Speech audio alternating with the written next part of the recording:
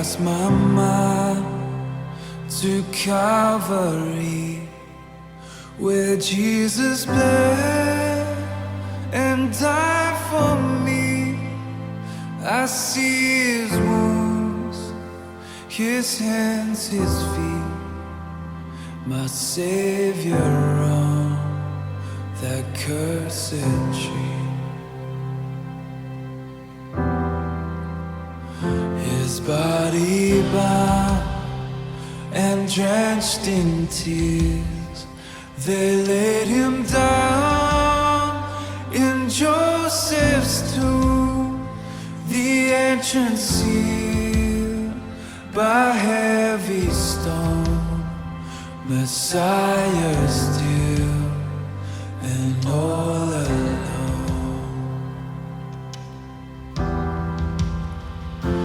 Oh, pray.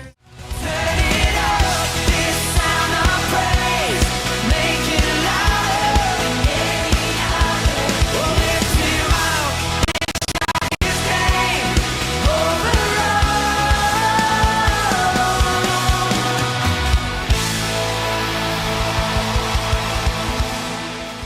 Shalom semuanya. Apa kabar hari ini saudara? Saya yakin dan percaya kita semua baik, amin di rumah. Amin. Ya. Pada pagi hari ini kita mau datang sama Tuhan, kita mau naikkan pujian kita sama Tuhan. Mari kita satukan hati kita. Mari kita bersatu dalam doa. Terima kasih Tuhan Yesus, terima kasih Bapa yang baik. Engkau telah bangunkan kami dari tidur kami Tuhan, sehingga pada saat ini Tuhan kami dapat datang Tuhan kepadamu untuk beribadah. Kiranya Tuhan apa yang menjadi ibadah kami pada pagi hari ini Tuhan bisa menjadi dupa yang harum di hadapan-Mu Bapa.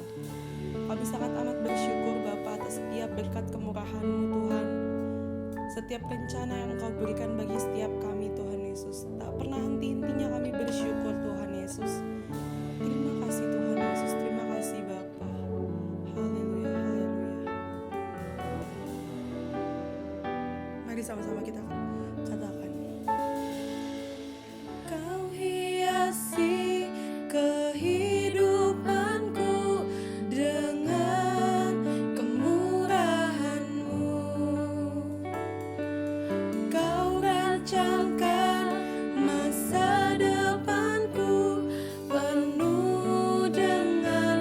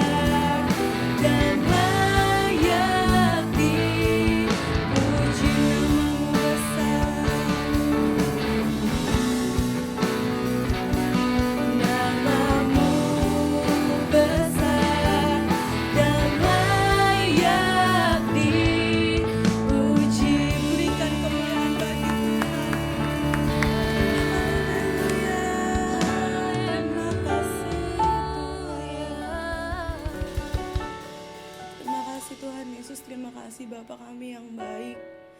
Kalau kami boleh menyembah-Mu Tuhan Yesus, kami sangat amat bersyukur Tuhan atas setiap penyembahan Tuhan, hadirat-Mu yang Kau berikan bagi kami Tuhan. Kami dapat merasakan Tuhan Engkau hadir di tempat kami masing-masing Tuhan Yesus. Terima kasih Tuhan Yesus, tak henti-hentinya Tuhan kami akan memuji dan menyembah nama-Mu selalu Tuhan Yesus. Saat ini Tuhan kami siap memuji-Mu Tuhan Yesus. Engkau Allah yang baik, Engkau Allah yang dahsyat Tuhan. Terima kasih Tuhan Yesus, terima kasih. Haleluya, amin. Sekali lagi tepuk tangan dulu buat Tuhan. Haleluya, iya. Saya yakin dan percaya kita semua pasti percaya bahwa Allah kita adalah Allah yang baik, amin. Haleluya. Mari kita angkat satu pujian, Allah itu baik.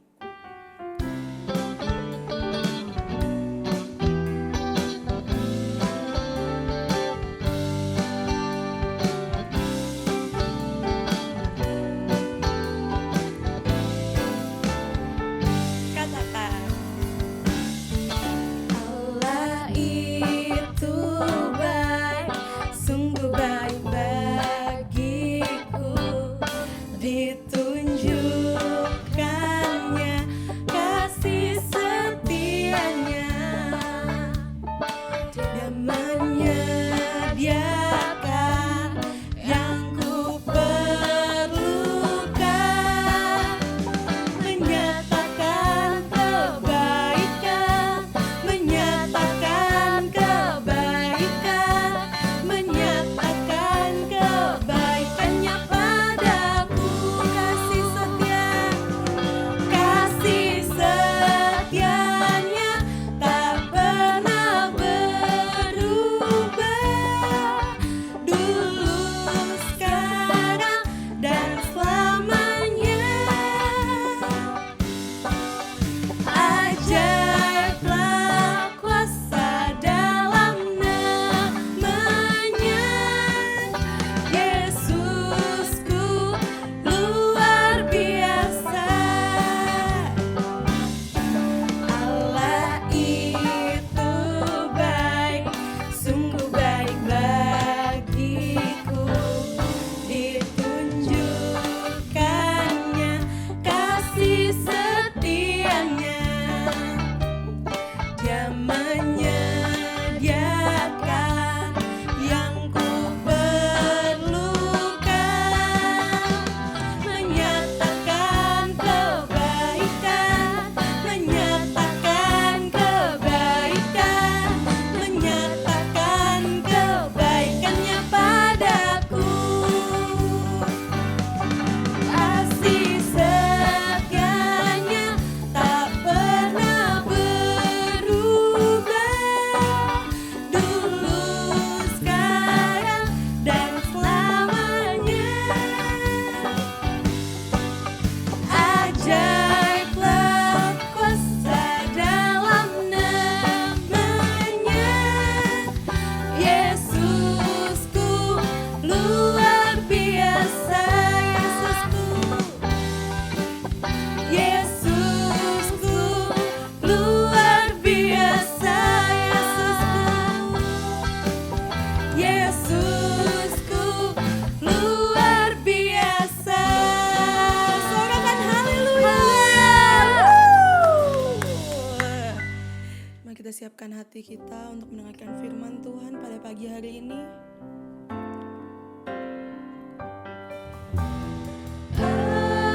Aku percaya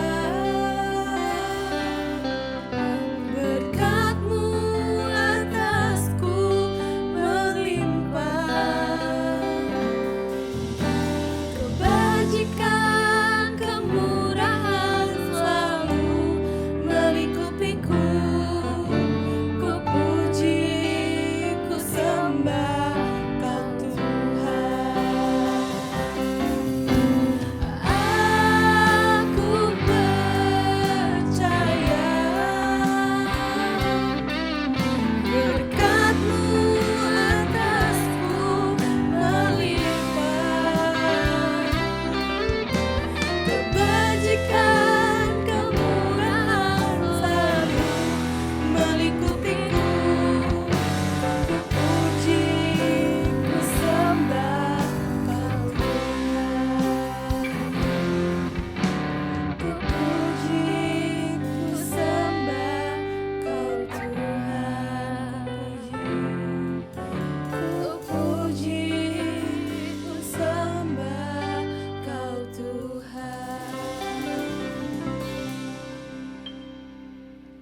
Kami siap Tuhan untuk mendengarkan firman-Mu Bapa. Biarlah apa yang menjadi firman pada pagi hari ini Tuhan dapat menjadi rema bagi kehidupan kami sehari-hari Tuhan. Biarlah kami dapat duduk diam Tuhan mendengarkan firman-Mu Tuhan Yesus. Biar apa yang jadi firman nanti Tuhan dapat terserap dalam hati kami dan kehidupan kami sehari-hari Tuhan. Hanya di dalam nama Tuhan Yesus. Haleluya. Amin. Amin. Shalom semuanya. Tuhan Yesus berkata dalam Yohanes 14 ayat 12. Aku berkata kepadamu, sesungguhnya barang siapa percaya kepadaku, ia akan melakukan juga pekerjaan-pekerjaan yang aku lakukan. Bahkan pekerjaan-pekerjaan yang lebih besar daripada itu. Sebab aku pergi kepada Bapa.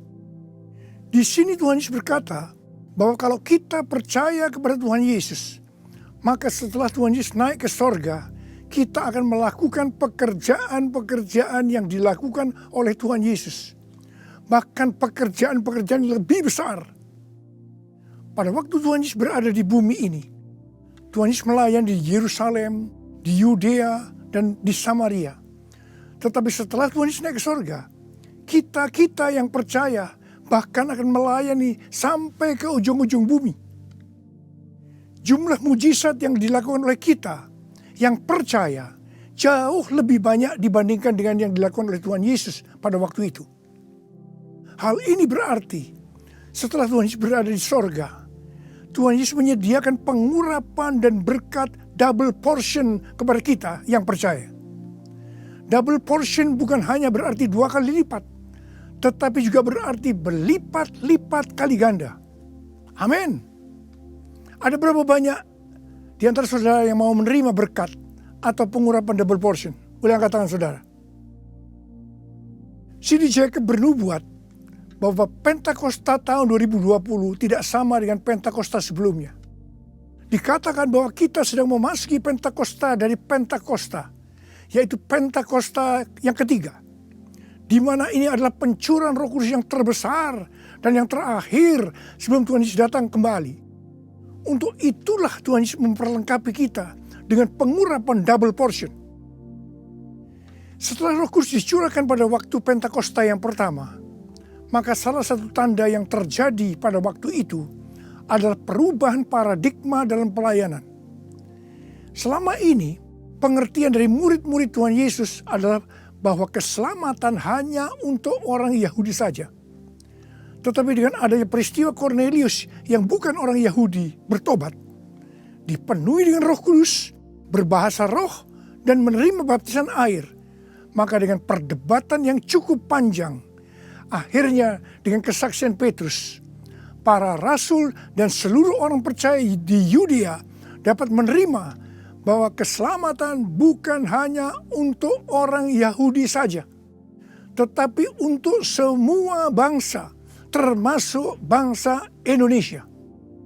Dan ini pasti akan menyebabkan perubahan paradigma dalam cara penginjilannya. Demikian pula hal ini terjadi dalam era Pentakosta ketiga ini. Yang jelas dengan adanya pandemi COVID-19 akan terjadi perubahan paradigma dalam pelayanan untuk terjadinya penuaian jiwa yang terbesar dan yang terakhir. Hal yang pertama adalah yang tadinya kita ibadah secara offline, sekarang berubah menjadi ibadah secara online. Tadinya kita beribadah di gedung gereja, kita bersekutu bersama-sama, bisa berjabatan tangan, saling berpelukan, menyatakan kasih kita, melakukan penumpangan tangan. Sekarang sudah tidak bisa lagi. Kita memasuki new normal. Ibadah offline digantikan menjadi ibadah secara online. Terus terang, saya tidak mengerti sepenuhnya dengan adanya perubahan ini. Tapi Tuhan menyuruh saya untuk melakukan seperti apa yang terdapat dalam Yeremia 33 ayat 3. Berserulah kepadaku, maka aku akan menjawab engkau dan memberitahukan kepadamu hal-hal yang besar dan yang tidak terpahami, yakni hal-hal yang tidak kau ketahui. Itulah yang saya lakukan hari-hari ini. Saya percaya justru dengan adanya perubahan paradigma dalam pelayanan ini, pasti akan terjadi penuaian jiwa yang jauh lebih besar dibandingkan pada waktu kita menggunakan cara yang lama. Hal yang kedua, untuk terjadinya penuaian jiwa yang terbesar dan yang terakhir, Tuhan berkata akan terjadi kebangkitan generasi muda. Russell Evans, gembala sidang dari Planet Shaker, Melbourne, pada tahun 2017 mendapat penglihatan tentang Indonesia. Bahwa Roh Kudus sedang dicurahkan luar biasa di Indonesia. Dia melihat jutaan anak-anak muda dipenuhi dengan Roh Kudus. Mereka cinta mati-matian kepada Tuhan Yesus. Tidak kompromi terhadap dosa. Dan akan memenangkan banyak jiwa. Generasi anak muda ini kita sebutkan di generasi Yeremia. Awal Januari tahun 2020. Para aras nasional dan para pemimpin Kristen berkumpul untuk membicarakan langkah konkret yang akan dilakukan sebagai respon terhadap komitmen para pemimpin Kristen sedunia di Swiss tahun 2017 tentang misi yang akan dikerjakan bersama-sama, di mana hal ini juga diresponi oleh Indonesia di Brastagi, Sumatera Utara pada tahun 2018. Dengan perkataan lain, ini membicarakan tentang langkah konkret yang akan dilakukan oleh seluruh gereja untuk menyelesaikan amanat agung Tuhan Yesus. Hasil dari pertemuan para pemimpin Kristen awal Januari 2020 itu, bahwa apa yang akan dilakukan ke depan untuk menyelesaikan amanat agung Tuhan Yesus akan menunggu sepulangnya saya dari pelayanan di Brasil. Di Brasil, saya melayani KKR untuk generasi muda yang berusia rata-rata sekitar 24 tahun. Yang diadakan di 3 stadion besar. Jumlah yang hadir sekitar 180.000 orang. Waktu saya bertemu dengan para pemimpin di Brasil, kami sama-sama mendapatkan pengertian bahwa kegerakan orang-orang muda dunia akan dimotori oleh 2 bangsa, yaitu Indonesia dan Brasil. Katakan amin. Sepulang dari Brasil, ada 2 hal yang didapatkan. Yang pertama, gerakan untuk menyelesaikan amanat agung Tuhan Yesus akan dimotori oleh generasi muda. Yang kedua, kita disuruh berpuasa dari tanggal 1 Maret sampai dengan 9 April selama 40 hari.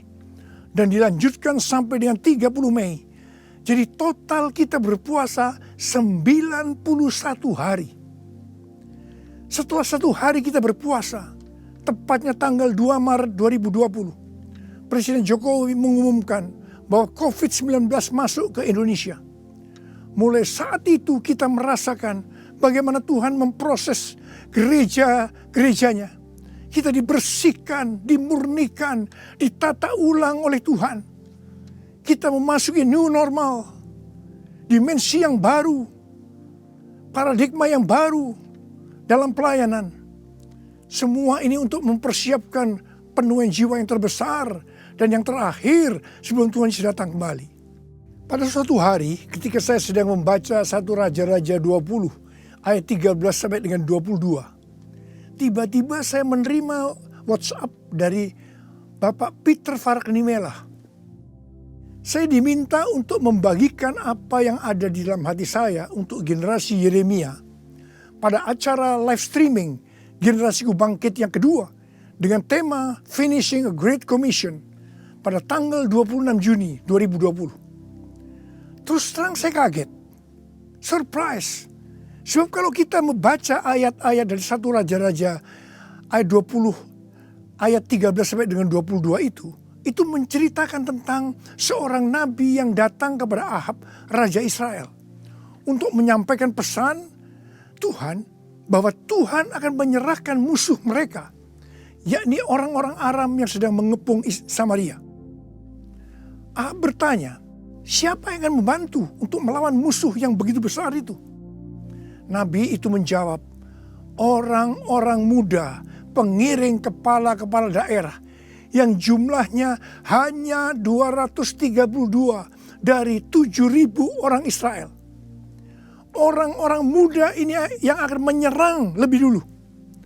Orang-orang muda yang jumlahnya 232 ini yang diikuti oleh para prajurit menghancurkan orang-orang Aram. Pada saat itu Tuhan berbicara kepada saya bahwa untuk ke depan ini generasi Yeremia yang harus memimpin peperangan rohani untuk penuaian jiwa yang terbesar dan yang terakhir. Ini merupakan suatu paradigma baru dalam pelayanan.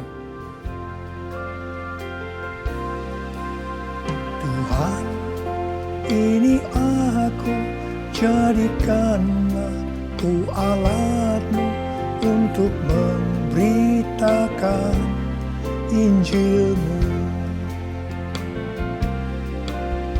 Tuhan, ini aku, jadikanlah ku hamba-Mu untuk melakukan firman-Mu.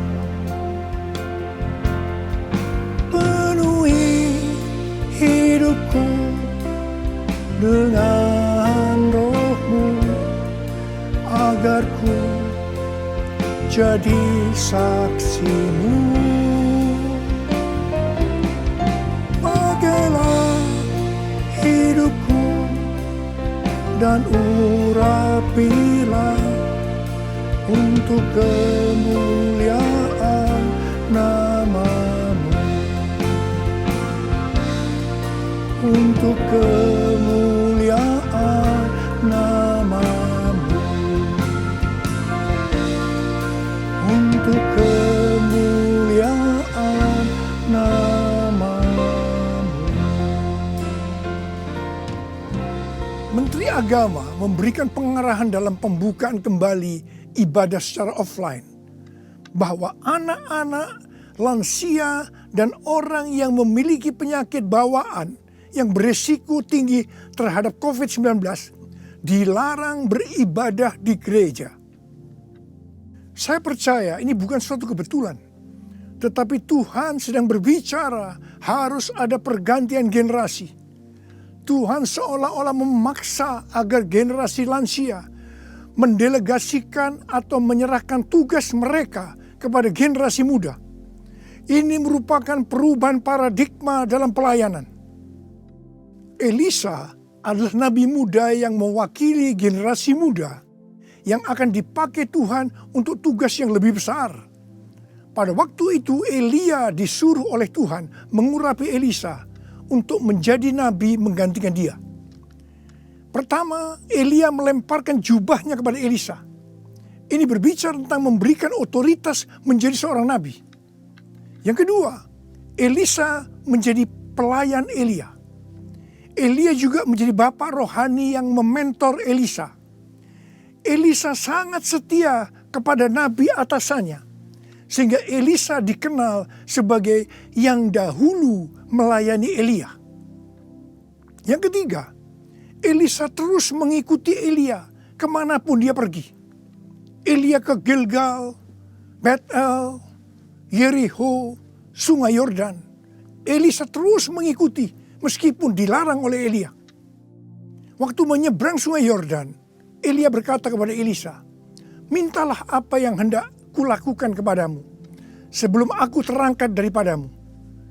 Jawab Elisa, "Biar aku mendapat 2 bagian dari rohmu." Elia berkata, "Yang kau minta ini adalah sukar.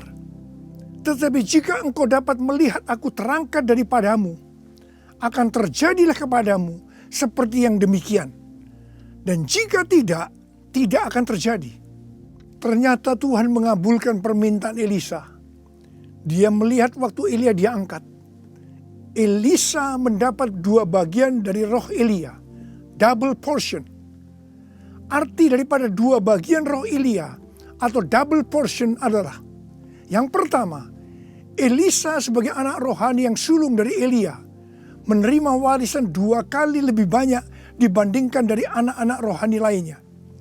Elisa mohon kepada ayah rohaninya untuk memberikan wibawa seorang nabi yang lebih besar kepadanya, supaya Elisa bisa melanjutkan pelayanan Elia.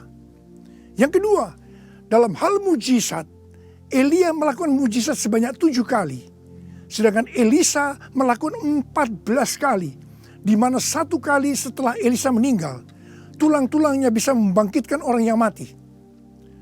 peranan Elisa sebagai nabi terhadap raja-raja Israel lebih banyak dibandingkan Elia. Elia sebagai nabi pada zaman Raja Ahab saja. Sedangkan Elisa sebagai nabi dalam zaman Raja Yoram, Yehu, Yoahas, Yoas. Jadi, untuk mendapatkan pengurapan atau berkat double portion, Elisa melakukan hal-hal sebagai berikut. Yang pertama, Elisa menerima jubah Elia, yang artinya mendapatkan otoritas untuk pelayanannya sebagai nabi. Yang kedua, Elisa setia kepada bapak rohaninya. Yang ketiga, Elisa pergi ke Gilgal. Gilgal adalah tempat di seberang sungai Yordan, di mana laki-laki yang belum disunat, mereka disunat di sini. Disunat berbicara tentang lepas dari keinginan daging dan hidup dipimpin oleh Roh Kudus. Keinginan daging adalah maut, tetapi keinginan roh adalah hidup dan damai sejahtera. Roma 8 ayat 6. Sebab jika kamu hidup menurut daging, kamu akan mati. Tetapi jika oleh roh kamu mematikan perbuatan-perbuatan tubuhmu, kamu akan hidup. Roma 8 ayat 13. Yang keempat, Elisa pergi ke Betel. Betel adalah tempat perjumpaan Yakub dengan Tuhan secara pribadi.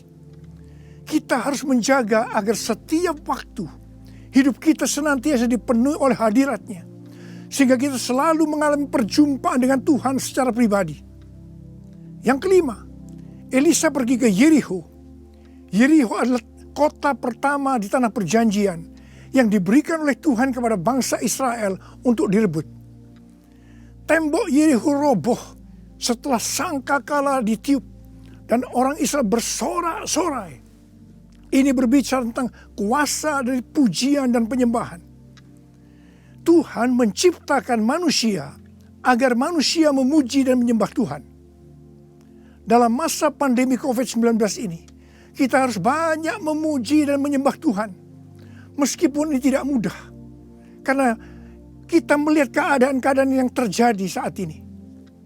Kita harus melakukan seperti apa yang Daud lakukan dalam Mazmur 103 ayat 1 dan 2. Di mana Daud berkata, "Pujilah Tuhan, hai jiwaku.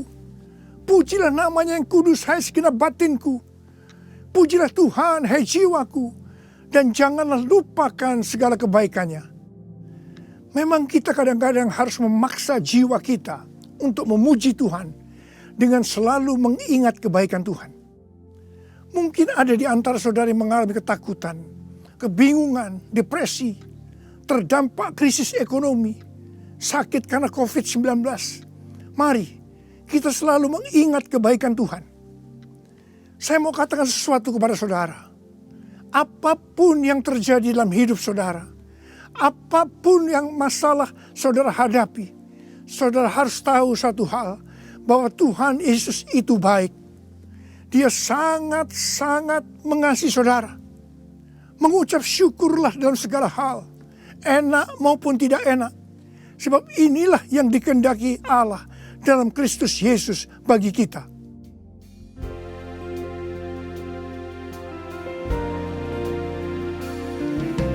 Bapa, Engkau baik. Bapa, Engkau baik. Kau selalu baik kepadaku. Apa ku cinta Kau. Aku memujimu. Aku menyembahmu. Ku nyanyi haleluya.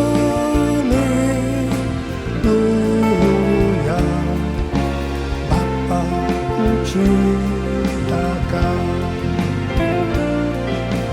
Bapa ku cinta Kau. Bapa ku cinta Kau. Yang keenam, Elisa pergi ke sungai Yordan. Sungai Yordan adalah tempat di mana mujizat dialami oleh Naaman yang sembuh dari penyakit kustanya. kunci kesembuhannya adalah kerendahan hati, yaitu dengan bersedia membenamkan diri 7 kali dalam sungai Yordan. Sungai Yordan adalah tempat di mana Tuhan Yesus dibaptis. Roh Kudus dalam bentuk burung merpati turun atas Tuhan Yesus. Terdengar suara dari sorga, "Inilah anakku yang kukasihi, kepadanya lah aku berkenan." Sungai Yordan adalah tempat di mana kemuliaan Tuhan dinyatakan. Sungai Yordan menjadi kering ketika kaki para imam yang mengangkat tabut Allah masuk ke dalam air. Kemuliaan Tuhan ini terjadi karena mereka percaya dan melakukan kehendak Tuhan meskipun tidak masuk akal. Sekali lagi, saya mau bertanya kepada saudara, ada berapa banyak yang mau menerima pengurapan dan berkat double portion? Angkat tangan saudara. Ada 8 hal yang harus kita lakukan kalau mau mendapatkan pengurapan atau berkat double portion. Yang pertama, menerima tugas yang diberikan oleh Tuhan dengan sukacita. Yang kedua, setia kepada atasan kita, pembimbing rohani kita, bapak rohani kita. Yang ketiga, melepaskan keinginan daging dan hidup dipimpin oleh Roh Kudus. Yang keempat, usahakanlah setiap waktu kita dipenuhi dengan hadirat-Nya, agar kita senantiasa mengalami perjumpaan dengan Tuhan secara pribadi. Yang kelima, dalam segala situasi kita harus banyak berdoa, memuji dan menyembah Tuhan. Yang keenam, hidup dengan kerendahan hati. Yang ketujuh, hidup menjadi orang yang dikasihi dan berkenan kepada Tuhan. Yang kedelapan, percaya akan segala perintah Tuhan meskipun tidak masuk akal. Saya mau berdoa agar saudara mendapatkan pengurapan dan berkat double portion. Mari angkat tangan saudara dan nyanyikan nyanyian ini bersama saya.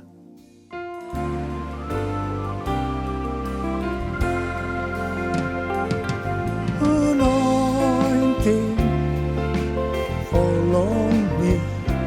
Anointing, follow me. Let the power of the Holy Spirit fall on me. Anointing, fall on me. Anointing, fall on me.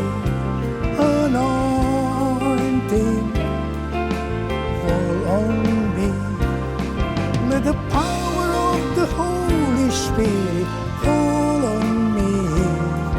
Anointing, fall on me. Anointing, fall on me. Anointing, fall on me. Angkat tangan saudara. Angkat tangan saudara. Mari kita angkat tangan saudara. Urala bala bala bala bala bala bala. Urala bala bala bala. Uria berbahasa roh. Berbahasa roh.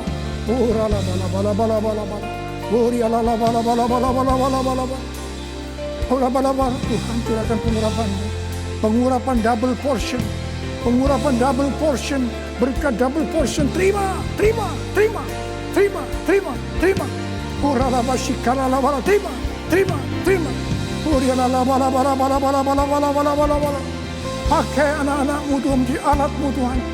Dengan pengurapan double portion, mereka akan melakukan, menyelesaikan amanat agung Tuhan Yesus. Terima, terima, terima. Urala bala bala bala. Oh, berkati anak-anak, berkati mereka semua Tuhan. Kau menyembuhkan yang sakit. Terima, terima kesembuhan, terima kesembuhan, terima, terima, terima, terima. Diberkati oleh Tuhan. Terima kasih, terima kasih Tuhan. Terima kasih, terima kasih. Dalam nama Yesus. Amin. Mari saudara-saudara, kita akan masuk ke dalam perjamuan kudus. Kita akan mengingat ayat ini. Sebab setiap kali kamu makan roti ini dan minum cawan ini, kamu memberitakan kematian Tuhan sampai Ia datang. Perjamuan kudus adalah perjamuan Tuhan Yesus sendiri. Setiap kali kita masuk dalam perjamuan kudus, Tuhan Yesus selalu berkata, biarlah ini menjadi peringatan akan aku. Karena itu mari arahkan hati saudara kepada kebaikan Tuhan. Kita akan mengingat kebaikan Tuhan.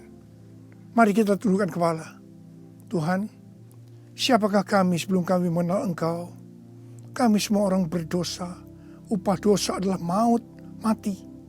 Tapi Engkau yang tidak berdosa telah dijadikan dosa oleh karena kami semua. Engkau harus turun dari sorga mulia, menjelma menjadi manusia. Mati ganti kami dengan penderitaan yang luar biasa. Sungguh kalau kami pikirkan Tuhan betapa baiknya Engkau itu. Kau jadikan kami sebagai anak-anak-Mu. Engkau berkati, Engkau tuntun, Engkau bela, Engkau lindungi. Engkau tegur kalau kami salah. Engkau mengurapi kami, Engkau sembuhkan kami ya Tuhan. Itu Engkau ya Aba. Itu Engkau ya Aba. Tuhan akan memberkati saudara melalui perjamuan kudus. Tapi Tuhan mau kita makan dan minum dengan cara yang benar. Oleh karena itu masing-masing introspeksi. Sudah masing-masing berdoa. Lihat keadaan dirimu masing-masing. Jangan menyimpan dosa. Kalau ada dosa yang selama ini belum diselesaikan dengan Tuhan. Dan Tuhan ingatkan saat ini. Langsung minta ampun. Minta ampun. Minta ampun. Ampuni saya Tuhan. Ampuni Tuhan. Ampuni ya Tuhan. Tuhan ampuni anak-anak-Mu. Ampuni mereka ya Tuhan. Ampuni. Layakkan kami untuk masuk dalam perjamuan kudus. Terima kasih Bapa. Kami akan masuk dalam perjamuan kudus dengan hati yang penuh ucapan syukur. Dalam nama Yesus yang berdoa. Amin. Sekarang mari angkat roti di tangan kanan saudara tinggi-tinggi. Sebab apa yang telah kuteruskan kepadamu telah aku terima dari Tuhan. Yaitu bahwa Tuhan Yesus pada malam waktu Ia diserahkan mengambil roti. Dan sesudah itu Ia mengucap syukur atasnya. Dia memecah-mecahkannya dan berkata, inilah tubuhku yang diserahkan bagi kamu. Perbuatlah ini menjadi peringatan akan aku. Sudah dikasih Tuhan. Bukankah roti yang kita pecah-pecahkan ini adalah persekutuan kita dengan tubuh Kristus? Mari kita makan dalam nama Yesus.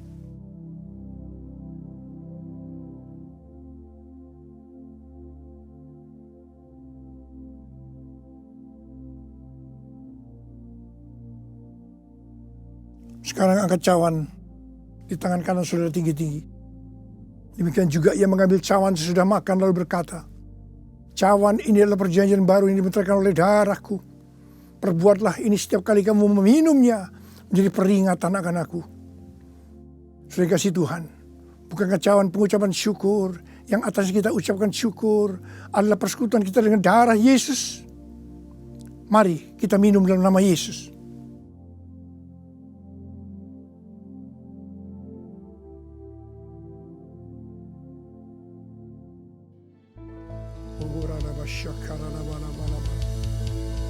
Angkat tangan saudara. Mari ucapkan syukur dengan suara. Jangan diam. Terima kasih ya Tuhan. Kami bersyukur ya Tuhan.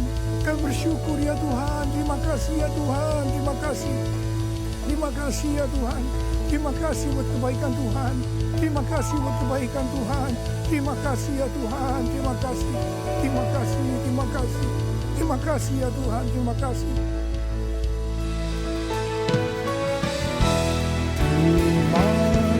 Terima kasih Yesusku, terima kasih Yesusku. Puji syukur hanya bagi Tuhanku. Terima kasih Yesusku, terima kasih Yesusku. Puji syukur hanya bagi Tuhanku. Terima kasih Yesusku, terima kasih Yesusku. Puji syukur hanya bagi Tuhanku.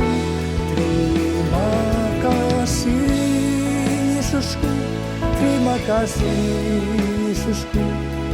Puji syukur hanya bagi Tuhanku. Puji syukur hanya bagi Tuhanku. Puji syukur hanya bagi Tuhanku.